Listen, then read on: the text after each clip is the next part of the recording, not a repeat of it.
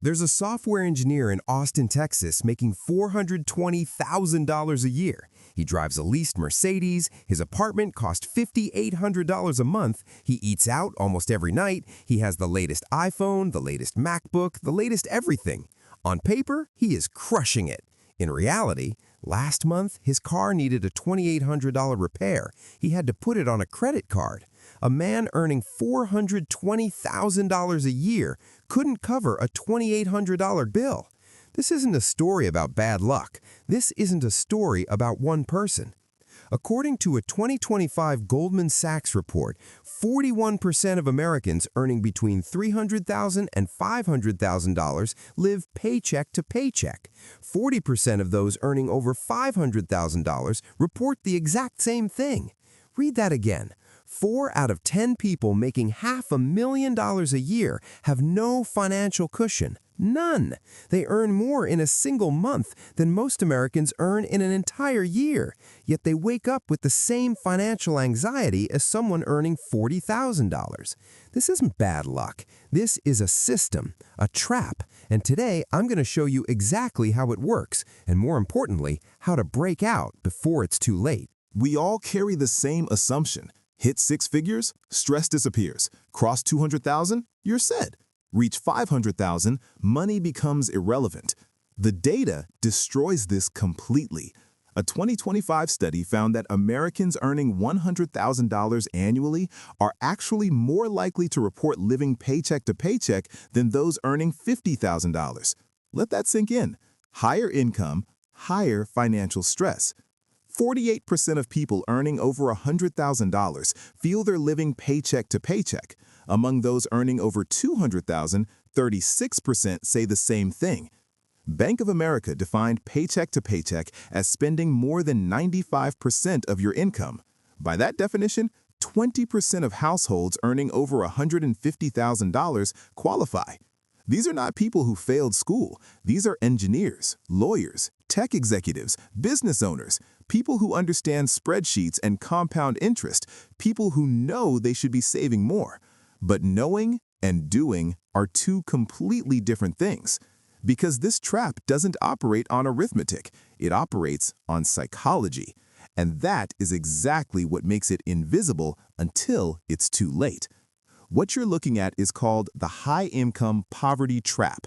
You earn more, you spend more, you save the same percentage of nothing, and you wake up at 55 wondering where it all went.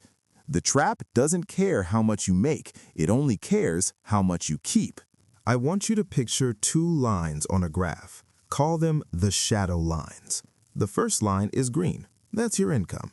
It climbs steadily. $60,000 during your early career, then $120,000, then it jumps sharply as you get promoted. $250,000, $350,000, $420,000. Right behind it, almost touching it, is a red line. That's your spending. And here is the terrifying thing. The red line doesn't fall behind. It doesn't stay flat. It chases the green line with perfect precision. Every time your income jumps, your spending teleports right next to it within months. Your net worth lives in the tiny gap between those 2 lines. If the lines move together, your net worth is flat. You can earn $5 million over a decade and have almost nothing to show for it. Now let's run the actual numbers on our engineer. $420,000 salary. After federal taxes, state taxes, and benefits, take-home is roughly $22,000 a month. That sounds enormous. Watch what happens. Apartment, $5,800. Car lease, $1,200. Student loan repayment, $2,500. Dining and food delivery, $1,800. Subscriptions and convenience apps, $600. Gym, clothing, personal care, $800. Weekend trips and entertainment, $1,500. We haven't touched savings or investing yet. That's already $14,200 gone. What's left, $7,800, sounds okay until you realize his lifestyle expects the full $22,000. 1 medical bill, 1 car repair, 1 month of reduced income, and he's underwater. Now add the 3 killers that lock this trap permanently shut. Killer number 1, the house. A mortgage in a good neighborhood at today's rates isn't just the payment, it's property tax, maintenance, landscaping, heating. A bigger house is a bigger liability, and once you move in, you can't easily move out without feeling like you failed. Killer number 2, the car. A standard, reliable car costs $30,000. A successful engineer's car costs $80,000 to $110,000.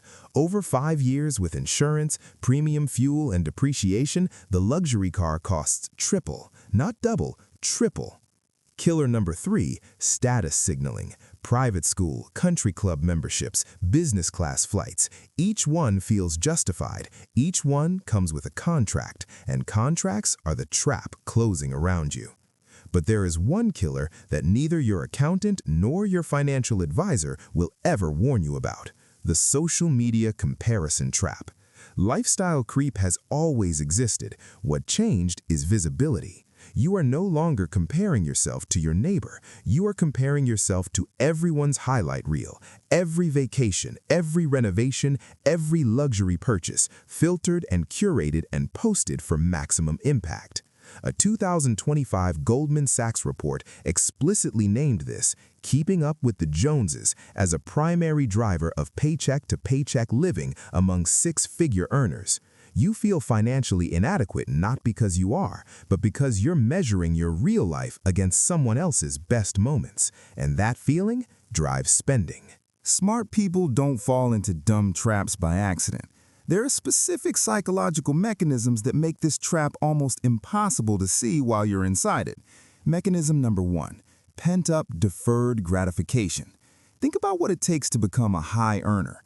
Years of education, missed social events, delayed vacations, watching friends buy houses while you were still studying or building your career. When the first big paycheck finally arrives, the dam breaks. It's not greed, it's relief. It's a psychological release valve. You feel owed a lifestyle. You tell yourself, I worked for this, I sacrificed for this, I deserve this.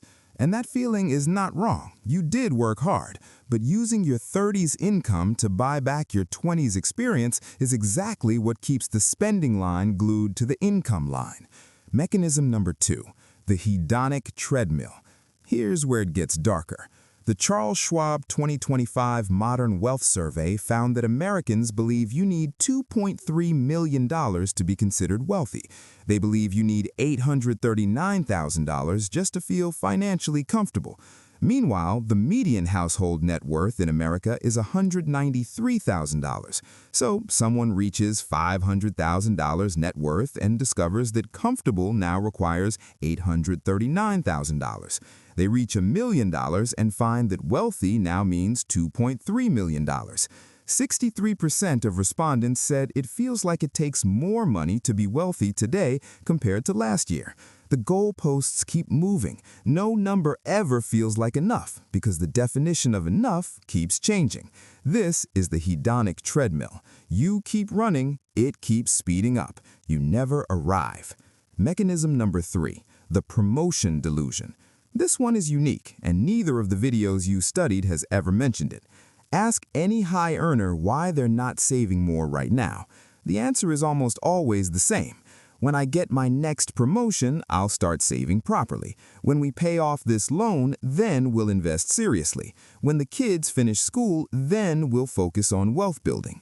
The promotion comes, the lifestyle upgrades immediately to match it. Saving gets pushed to the next milestone. This isn't laziness, it's a psychological pattern called future self-discounting. We consistently overestimate our future discipline and underestimate our future desires. The next raise never becomes savings, it becomes the next baseline. Mechanism number 4, imposter syndrome spending. High earners are often the most terrified of appearing unsuccessful. Displaying wealth becomes a shortcut for saying, I made it, I belong here, I am competent. The expensive car in the office parking lot isn't just transportation, it's a daily announcement. But here is the brutal irony. The colleagues flashing the most expensive cars are often the ones most stressed about money. They're financing their status. By copying them, you are copying their anxiety. You are competing in a game where the prize is golden handcuffs. Before we go further, here's a formula I want you to calculate right now. Multiply your age by your pre-tax annual income. Divide by 10. That number is what your net worth should be. If you're 40 years old earning $300,000, your net worth should be $1.2 million. If you're below that number, you are what researchers call an under-accumulator of wealth. Your income is impressive, your wealth is not. Most high earners who do this calculation feel a cold shock. That feeling is useful. That feeling is the beginning of change. Let's look at what the numbers actually show about where this ends up. High-income households earning over $100,000 carried an average credit card balance of $12,760 in 2025. The top 20% of earners hold 35% of total U.S. credit card debt, despite being a much smaller share of the population. Total U.S. credit card debt hit $1.277 trillion in Q4 2025, the highest level since tracking began in 1999. Up 66% since pandemic lows. 36% of credit card holders earning $100,000 or more carry a balance month to month. And the savings rate? According to the Bureau of Economic Analysis, Americans saved just 3.6% of disposable income in December 2025. 3.6%. Someone earning $300,000 saving 3.6% accumulates $10,800 a year before inflation, before taxes on gains. That is the financial position of millions of people who believe their high salary protects them.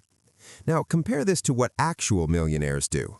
Research from The Millionaire Next Door, one of the most important financial studies ever conducted, found that most millionaires don't look like millionaires. 94% live in middle-class or modest neighborhoods. 60% live in homes worth less than $500,000. The typical millionaire has never spent more than $399 on a single piece of clothing. Warren Buffett still lives in the same house he bought in 1958 for $31,500. 62% of everyday millionaires still budget, shop for deals, and avoid extravagant lifestyles even after crossing the $1,000,000 mark. 73% of millionaires never carried a credit card balance, not once. And the average millionaire took 28 years of consistent behavior, reaching wealth around age 49. The path was boring, gradual, unglamorous. Nothing like the lifestyle of the high earner who looks wealthy but has almost nothing saved. The people who appear wealthy and the people who actually are wealthy are almost never the same people. Now, the part that matters most. How do you actually get out? Not with willpower. Willpower fails. Systems win. Here are 5 specific mechanisms that work. Escape rule number 1. The fixed personal salary. Before your next raise hits, decide what you actually need to live well. Not what you want, not what your colleagues have, what you genuinely need for a fulfilling life. Let's say you were living comfortably on $70,000. You're now earning $350,000. Set your personal lifestyle salary at $120,000. Double your previous life. That feels amazing, but cap it there. The remaining $230,000, every rupee, every dollar, goes directly to investments and debt elimination before you ever see it. Your lifestyle feels generous. Your wealth grows aggressively. Both things are true simultaneously. Escape rule number 2, the 12-month freeze. Never upgrade a fixed cost within 12 months of a raise. You got a promotion, your income jumped $80,000. Do not sign a new lease, do not upgrade the car, do not commit to private school. Variable expenses, a nice dinner, a vacation, new shoes, fine, those end. But contracts don't end. Contracts are the trap closing. Wait 12 months, save the difference first, prove to yourself you can. Usually, after 12 months, the impulse fades. You realize the smaller apartment is fine, and the freedom of cash in the bank feels better than granite countertops. Escape rule number 4, the Freedom Units Calculator. Stop pricing luxury purchases in dollars. Price them in days of your life. If you earn $1,000 per day after tax and you want a $70,000 car, that car costs 70 days of your life, 70 mornings of waking up early, 70 evenings away from family, 70 days of stress and deadlines. Is the leather seat worth 70 days of servitude? For most status purchases, the answer, when you ask it this honestly, is no. When you start pricing things in life units instead of dollar amounts, your spending line flattens naturally, not because you're depriving yourself, because you start seeing the real cost clearly. Escape rule number 4, the automation trick. Never let your investment money touch your checking account. On payday, your investments, your debt payments, your savings, they leave before you ever see them, directly from payroll to investment accounts. You learn to live on what remains. You artificially create scarcity. You make yourself feel cash tight in your checking account, while your net worth grows silently in the background. It is the psychological warfare against your worst impulses, and it is the single most effective financial system ever discovered. Escape room number 5, the math you cannot ignore. 2 people, same job, same $300,000 salary. Person A saves 5%, that's $15,000 a year. At 7% average returns over 20 years, they accumulate approximately $650,000.